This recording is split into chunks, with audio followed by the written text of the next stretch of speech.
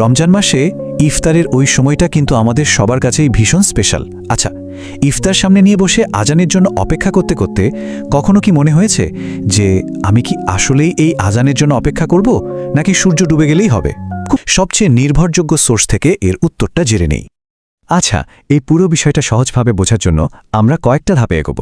প্রথমে দেখব আমরা সচরাচর কি করি, এরপর আসল প্রশ্নটা কি সেটা নিয়ে ভাবব, তারপর সরাসরি চলে যাব কোরআন আর সুন্নাহর গাইডেন্সে। ইফতার আর আজানের মধ্যে পার্থক্যটা কি সেটাও বোঝার চেষ্টা করব, আর কেনই বা তাড়াতাড়ি ইফতার করতে বলা হয়েছে তার পেছনের কারণটা জানব। সবশেষে দেখব এই জ্ঞানটা আমাদের জন্য কেন এত জরুরি। এই ছবিটা কি খুব চেনা চেনা লাগছে? একদম, তাই না? সারা দিন রোজা রাখার পর টেবিলে ইফতার সাজানো, আর আমাদের সবার কান কিন্তু খাড়া হয়ে থাকে শুধু একটা জিনিসের জন্য, কখন মুয়াজ্জিন সাহেব আজানে সে মিষ্টি সুরটা শোনাবেন। সত্যি বলতে এটা আমাদের অনেকের কাছেই রমজানের একটা অবিচ্ছেদ্য অংশ হয়ে গেছে। তো চলুন আমাদের আলোচনার প্রথম ধাপে যাওয়া যাক, মানে আমাদের এই পরিচিত অভ্যাসটা নিয়েই কথা বলা যাক, মাগরিবের আজানের জন্য অপেক্ষা করা। ব্যাপারটা হলো বহু বছর ধরে, মানে প্রজন্ম থেকে প্রজন্মান্তরে আমাদের সমাজে একটা ধারণা খুব শক্তভাবে গেঁথে গেছে। কি সেটা? যে মাগরিবের আজানটাই হলো ইফতার শুরু করার অফিশিয়াল সিগন্যাল, মানে আজানটা যেন শুধু রোজা ভাঙানোর জন্যই দেওয়া হয়। কিন্তু একটু কি ভেবে দেখার দরকার নেই যে এই ধারণাটা আসলেই ঠিক কিনা? আর ঠিক এই জায়গা থেকেই আমাদের আসল প্রশ্নটা শুরু হচ্ছে। আমাদের দীর্ঘদিনের অভ্যাস আর ধর্মীয় নির্দেশনার মধ্যে আসল সংকেতটা আসলে কোনটা, আজান নাকি সূর্য ডুবে যাওয়া? তাহলে একদম সোজাসাপটা প্রশ্ন, রোজা শেষ করার আসল অথেন্টিক সিগন্যালটা কি? ঠিক কোন জিনিসটা দেখে একজন রোজাদার তার রোজা ভাঙবেন? এখানে দেখুন, দুটো বিষয়কে পাশাপাশি রাখা হয়েছে।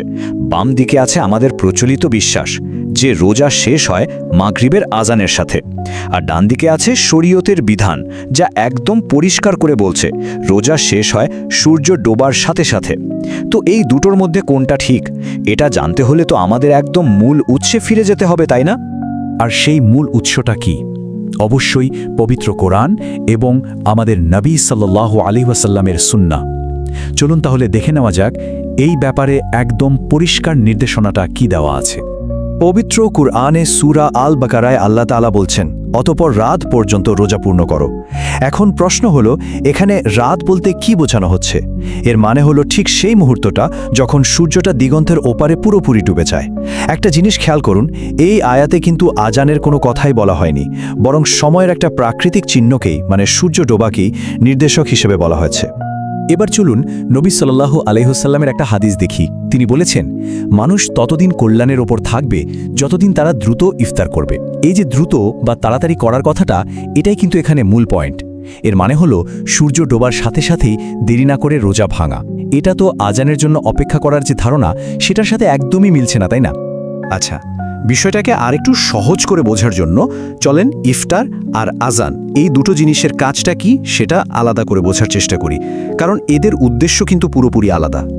একদম সহজ কথায়, আজান হলো নামাজের জন্য একটা ডাক বা আহ্বান। এটা একটা ঘোষণা যে একটা নির্দিষ্ট নামাজের সময় শুরু হয়েছে। এটা তো শুধু মাগরিবের জন্য না, তাই না?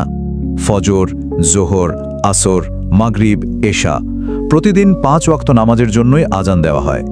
এর আসল কাজ কিন্তু ইফতারের সময় জানানো না, এর আসল কাজ হলো নামাজের জন্য ডাকা।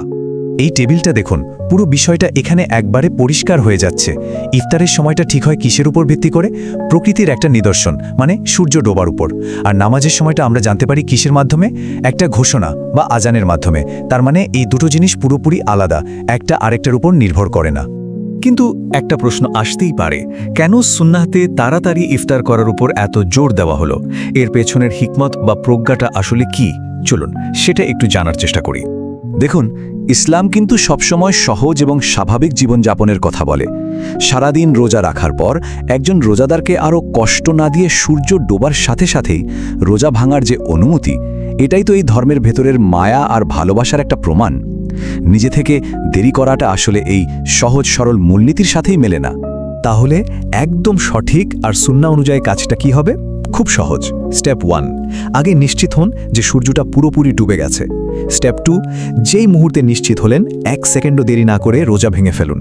আর এভাবেই কিন্তু সে কল্যাণ আর বরকত পাওয়া সম্ভব, যার কথা হাদিসে বলা হয়েছে। আমরা আমাদের আলোচনার একদম শেষ দিকে চলে এসেছি। এখন আসলে সিদ্ধান্ত নেওয়ার সময়। আমরা কি শুধু আমাদের বহুদিনের পুরনো অভ্যাসকেই আঁকড়ে ধরে থাকব, নাকি দলিল প্রমাণসহ যাচাই করা জ্ঞানের পথটা বেছে নেব? তো আজকের আলোচনা থেকে আমরা কি কি শিখলাম চলেন এক নজরে দেখে নিই। প্রথমত, ইফতারের সিগন্যাল হলো সূর্য ডোবা, আজান না। দ্বিতীয়ত, আজান হলো নামাজের জন্য ডাক। তৃতীয়ত, তাড়াতাড়ি ইফতার করাটা একটা সুন্নাহ, আর এতেই কল্যাণ আছে। আর সবচেয়ে বড় যে শিক্ষাটা, সেটা হলো কোনো প্রথাকে অন্ধভাবে মেনে না নিয়ে কোরআন ও সুন্নাহ দিয়ে সেটাকে যাচাই করে নেওয়াটাই বুদ্ধিমানের কাজ। তো সবশেষে একটাই প্রশ্ন, আমাদের এবাদতের ক্ষেত্রে আমরা কোনটাকে বেছে নেব? প্রজন্ম থেকে চলে আসা কোনো প্রথাকে, নাকি কোরআন ও সুন্নাহ দিয়ে প্রমাণিত একটা সত্যকে? এই সিদ্ধান্তটাই কিন্তু আমাদের আমলগুলোকে আরও অনেক বেশি সুন্দর আর অর্থবহ করে তুলতে পারে।